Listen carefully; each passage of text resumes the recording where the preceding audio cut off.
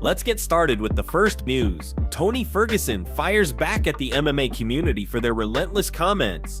After Ferguson's loss to Michael Chiesa last summer, many fans felt the end of an era was approaching. With El Cucuy suffering his 8th straight defeat, the calls for his retirement grew louder. People expected him to finally ride off into the sunset, to close the curtain on a once incredible UFC career. But in typical Tony Ferguson fashion, he took the unexpected path. Rather than walk away, the former interim lightweight champion made a move that shocked many. He initially signed with the now-defunct GFL, aiming to stay active and reinvent himself outside the UFC. When that plan collapsed, he didn't miss a beat. Instead, he transitioned over to Misfits Boxing, where he's now scheduled to collide with influencer boxer Salt Poppy in a much-talked-about matchup. This Wednesday, during a fiery appearance on the Ariel Helwani show, Ferguson didn't hold back. He delivered a passionate response to the wave of criticism he's received from fans and fighters alike, many of whom have been urging him to retire. 90% of the comments out there are saying I'm washed up, I'm old, and I should retire, and all this other bull, Ferguson said. And they're saying that because they can't do what I'm doing. That's crazy. And the other 20% is saying Salt Poppy is gonna knock me out. So 100% of you are out there hating on me, so you know what? That's more fuel for my fire. Ferguson, clearly unfazed, sounded more determined than ever. He also shed some light on his earlier career decision to join GFL. Even though he had a huge opportunity to box KI, one of the biggest names in YouTube boxing. I was offered to box KSI, and I was about to, Ferguson explained, but I wanted to do the GFL thing. I told myself, when I'm done with MMA, I'll go into boxing. So we went the other way, and then when everything fell through, it was like, okay, I have to stay busy. So when they offered this boxing match, I said, yeah, let's go. And get this, I didn't even know it was for a title until a week ago. The chance to fight for a Misfits boxing title genuinely excites Ferguson. This isn't just about staying relevant, it's about proving he's still got it, even if the world has written him off. Following his appearance on the Helwani show, Ferguson and Salt Poppy had their first face-off ahead of their scheduled bout on August 30th, and while Ferguson is known for his unmatched intensity inside the cage, or in this case, the ring, both men kept things surprisingly friendly ahead of what's sure to be a wild clash next month. Before moving to the next news, we have one quick request for you. We're constantly working on improving our content to earn your love and support, and that's why we truly appreciate it if you could take just a moment to leave a like on this video, subscribe to the channel, and hit the bell icon so you never miss an update. Your support really helps us grow and bring you even better content every single time. And of course, don't forget to leave your opinion in the comments. Let us know what you think we should improve next. Your feedback means a lot to us, and we're always listening. Now let's move on to the next piece of big news. Sharmagomedov sends a warning to DDP ahead of the highly anticipated Khamzat Chimaev fight. Yes, you heard that right. As Sharmagomedov prepares for his own battle against Marc-Andre Barriault this weekend in Abu Dhabi, he's also stirring up headlines by turning his focus toward the reigning middleweight champion Dricus du Plessis. And he's not holding anything back. Shar has put DDP on notice, warning him that when he collides with Khamzat Chimaev next month in Chicago, the outcome will be nothing short of disaster for the champion. During his media day appearance on Wednesday, Shara spoke confidently and with sharp precision, making it crystal clear that he believes the title reign of du Plessis will come to an abrupt end.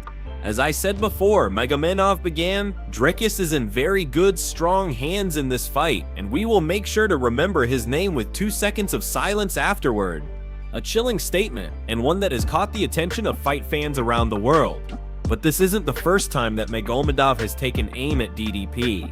Back in March, during an interview with Sport24, he raised serious questions about how du Plessis even managed to become champion in the first place. He didn't sugarcoat his words. He outright said that Dricus's rise to the top was based more on luck than skill. He argued that the road to the belt wasn't filled with the same level of danger that someone like Khamzat brings, and that the moment DDP steps in the cage with someone truly savage, like Chimaev, the gap in talent will become painfully obvious. According to Magomedov, Chimaev won't just win, he'll dominate.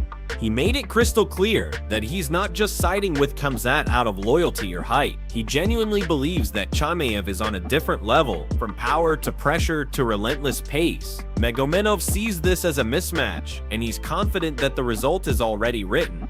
As the MMA world gears up for what could be one of the most explosive middleweight title fights in recent memory, this latest statement from Magomedov only adds fuel to the fire. It's a message to DDP and maybe to the whole division that real violence is coming.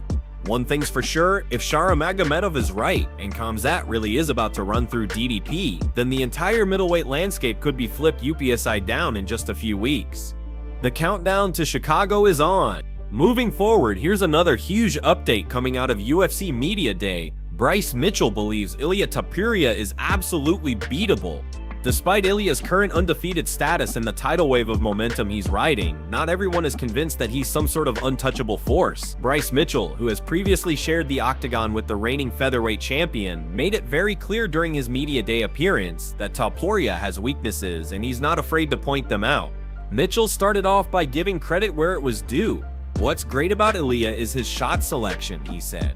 He doesn't waste his energy. He's very good at conserving his energy. This shows that Mitchell isn't denying Ilia's skill set. He recognizes the intelligence behind Tapia's approach. The champ is known for being calculated, waiting for the perfect moment to strike, and rarely overextending himself. According to Mitchell, that kind of patience and timing is exactly what makes Tapia so dangerous. He doesn't throw just to throw. He waits for the opening, and when he sees it, he capitalizes. That's smart fighting, Mitchell admitted. But it didn't take long for Mitchell to flip the tone of the conversation. After acknowledging Tapia's strengths, he quickly transitioned into a bold statement. But he is not unbeatable, bro. I'm just telling you, he said with conviction. I blacked his eye on a night when I didn't have any power in my arms. So if I had gone in there healthy, he'd have 2 black eyes. That statement struck a chord with reporters. Mitchell was clearly referring to their previous bout where he was dealing with illness and not competing at full strength. He believes the result didn't reflect what would happen if they met under equal circumstances. To him, that fight revealed a critical truth. Ilia Tapia can be touched and he can be damaged. Mitchell's comments are also well-timed. Tapia is coming off a dominant title win and has mentioned returning to action before the end of the year, possibly as early as November or December, with massive names like Max Holloway, Alexander Volkanovski, and even Islam Makhachev being mentioned for Tapia's next fight. Mitchell is strategically inserting himself into the conversation. While some may view Mitchell's comments as simple trash talk, they actually serve a greater purpose. They remind fans and UFC brass that Ilia isn't invincible, and Mitchell, despite his previous loss, feels he's the man who can expose the champ's vulnerabilities. Whether this results in a rematch remains to be seen, but one thing is certain, Bryce Mitchell is not content with being sidelined. He wants another crack at the gold, and he's making sure everyone knows it. As the featherweight division continues to heat up heading into the final months of the year, expect more callouts, bold claims, and rising tension. Mitchell's message is loud and clear. Ilia Tapia is beatable, and I want the chance to prove it. Now let's keep it rolling. Cory Sandhagen has officially responded to the announcement of his title fight against Morab, and he did it in the most unexpected way possible with a skit. That's right. Normally it's Morab who's out there trolling opponents with goofy over-the-top videos to hype up his fights. But this time, Sandhagen flipped the script completely. In a bold and hilarious move, he posted a comedic skit of his own right after Dana White's official UFC 320 announcement. In the video, Sandhagen plays it straight while a fictional, overly passionate fan aggressively trash talks him. The fan says, "Hey there, you again? Yeah. Just want to let you know you have absolutely no chance of beating Morab. Absolutely no chance. Just so you remember, he's on like a 35-fight win streak. He beat Umar. He beat Yan. And you're not going to do good. You're not going to win. He's going to win a belt. You're not going to win a battle. You're just a stupid boy. He's going to whip you. He's going to whip you so bad. You're gonna die." Sandhagen, unbothered and composed, fires back with a cool, "Well, you're delusional." The fan replies, "We're all delusional." Then Sandhagen delivers the punchline with a message that cuts deeper than expected. Okay, just because you haven't worked hard at something and you don't believe in yourself doesn't mean that I can't, right? Delusional.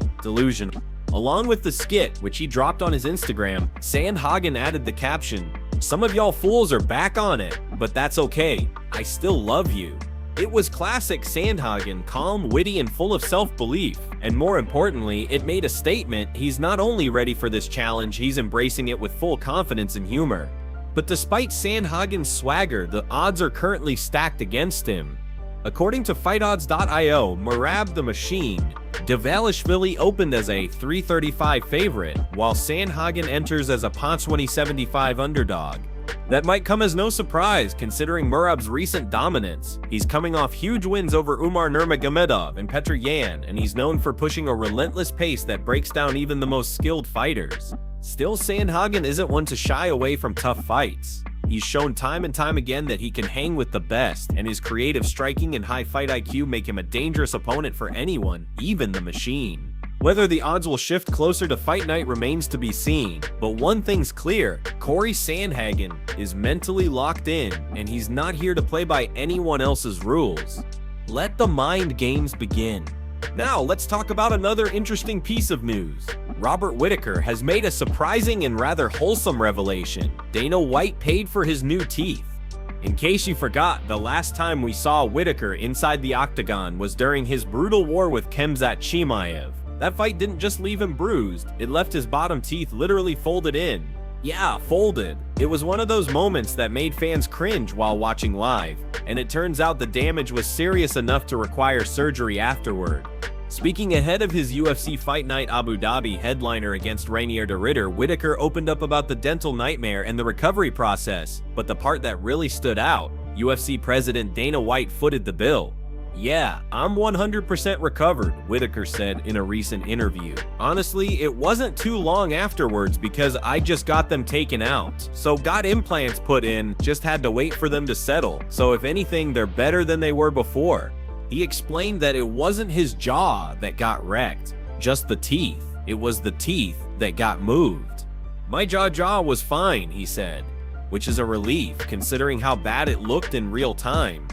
Whitaker didn't shy away from taking responsibility either. "Honestly though, I shouldn't have been in that position to begin with. You know, it's not a strong position to be in," he admitted. "But who knows? Maybe we'll find out in a few weeks." What makes this story even more interesting is the fact that Dana White, often painted as a hard-nosed businessman, covered the cost of Whitaker's implants, recognizing the damage as part of the job. Whitaker called it a work injury, which highlights just how real and brutal this sport can be, even for seasoned former champions. Fans online have responded positively to the gesture, praising Dana for looking after his fighters. In an era where fighter pay and medical treatment are hot-button issues in MMA, this move, although rare, reminds everyone that fighters put their bodies on the line for the fans, and sometimes they get taken care of when things go sideways. Now, with new teeth and full recovery, Whitaker is ready to step back into the octagon and chase another run. His upcoming fight against Reinier de Ridder is a high-stakes one, and many believe that this could be a major moment in his career, either a huge comeback or a sign that the new wave is here to stay. One thing's for sure, Whitaker's teeth are now stronger than ever, and courtesy of Uncle Dana. And now, let's finish with yet another headline that's causing a stir in the MMA world. A UFC fighter has been officially suspended for using performance-enhancing drugs, PEDs. Douglas Silva de Andrade, a seasoned competitor with an explosive fighting style, has been handed a retroactive 6-month suspension by the Nevada State Athletic Commission, NSAC. This comes months after his scheduled fight with John Castaneda was unexpectedly canceled. The news broke on Wednesday, courtesy of MMA Junkie's Nolan King, who revealed that Silva de Andrade failed an out-of-competition drug test and is now facing the consequences. To make matters worse, this isn't the only suspension Silva's dealing with. Following the UFC's split from the United States anti-doping agency, USADA, the testing responsibilities have shifted to a new organization, Free Sport International, which had already suspended Silva in relation to this failed test. Now, with NSAC also taking action, this 6-month ban has been made official. The terms of the suspension are fairly straightforward. Silva is now eligible to return on August 14, having already been out of competition for more than a year. In addition to the ban, he's also been slapped with a fine of $1,000. While that might seem like a strangely specific number, Nolan King clarified that since Silva failed the test outside of competition, he wasn't paid a purse. Therefore, rather than taking a percentage of his fight earnings, the NSAC passed the legal and administrative fees directly to Silva. This kind of situation is always frustrating for fans and for fighters alike. For Silva de Andrade, it halts momentum and damages his reputation, even if temporarily. And while 6 months is a relatively light suspension by PED standards, the combined delays from both organizations mean he's already been inactive since his loss to Miles Johns back in June 2024. The silver lining? Since Silva has essentially served most of the suspension already due to the timeline of the investigation and administrative proceedings, we can likely expect his return to the octagon shortly after mid-August. For a fighter who's known for his aggressive style and highlight reel finishes, fans will be watching closely to see if he can bounce back and clear the cloud that now hangs over his name. So to recap this wild ride of UFC headlines, Tony Ferguson is still pushing forward despite the doubters. Shara Magomedov is warning Dricus du Plessis about what's coming when he faces Khamzat Chimaev. Bryce Mitchell believes Ilia Topuria is absolutely beatable. Cory Sandhagen is keeping things fun before his next fight. Robert Whitaker got his teeth fixed courtesy of Dana White, and now Douglas Silva da Andrade finds himself suspended for PEDs. The world of MMA is non-stop. The drama, the controversy, the chaos, it just keeps getting bigger, louder, and more intense.